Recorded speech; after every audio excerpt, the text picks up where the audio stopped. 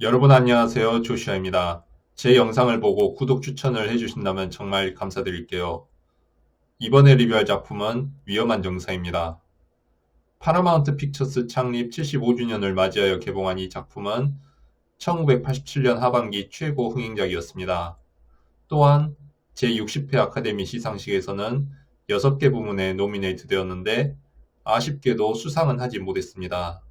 작품상, 감독상, 각색상, 편집상은 모두 마지막 황제가 수상했고 여우주연상과 여우조연상은 몬스트럭에 출연했던 셰어와 올림피아 두카키스가 수상했습니다. 이 작품의 영향으로 요람을 흔드는 손, 위험한 독신녀 등 80년대 후반부터 90년대까지 비슷한 스타일의 스릴러 영화들이 유행하기도 했습니다. 2002년작 스윈펜처럼 틴무비 버전으로 따라한 경우도 있었고요. 위험한 정사는 노을진 저녁의 뉴욕 시내를 보여주며 시작합니다. 주인공 댄은 아내 베스, 딸 엘렌과 함께 평범해 보이는 일상을 보내고 있습니다. 하지만 도서 출간 기념 파티에서 알렉스 포레스트라는 여자를 목격하면서 균열의 징조가 보이기 시작합니다.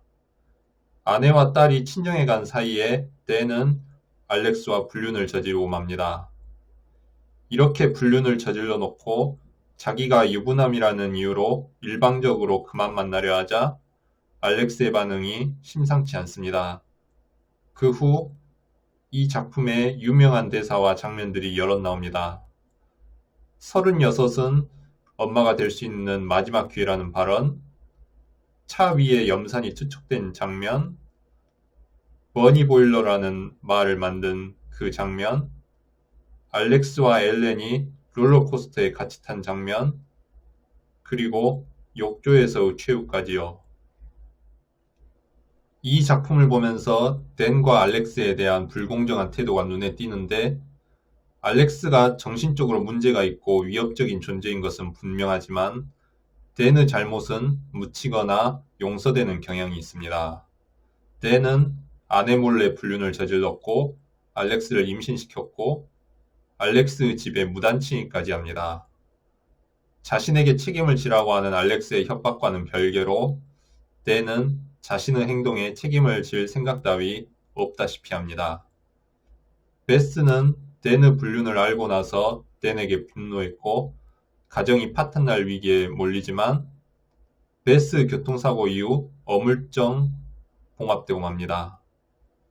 특히나 댄과 베스가 포옹을 한 후 가족 사진을 클로즈업하는 엔딩은 매우 마음에 들지 않았습니다. 댄이 한 짓을 생각하면 베스와의 신뢰는 깨지는 게 당연해 보이는데 오히려 가정이 지켜진다는 게 황당하기까지 합니다.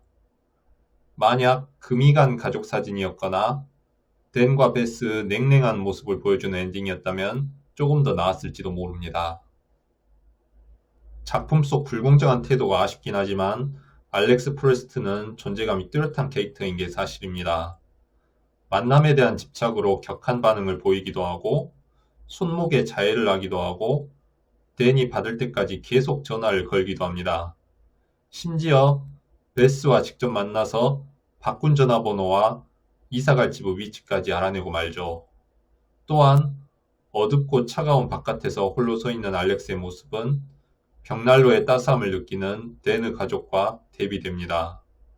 만약 글렌 클로즈의 연기가 아니었다면 위험한 정사는 스윈펜이나 옵세스드 수준의 그저 그런 작품이 되었을 겁니다. 위험한 정사는 흥행에 성공했고 영화적 완성도도 나쁘지 않았습니다.